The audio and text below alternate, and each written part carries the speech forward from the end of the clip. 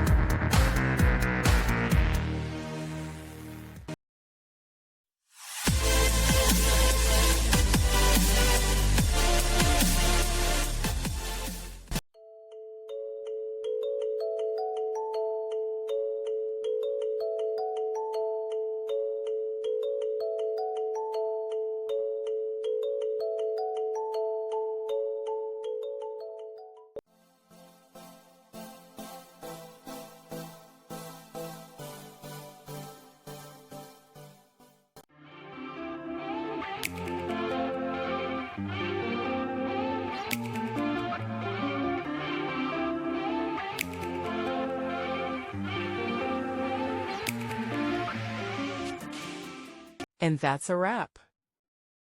I hope you found the answer you were looking for. If you did, take a second to hit that subscribe button. It really helps out. And let me know in the comments which solution worked best for you. See you next time in the debug zone.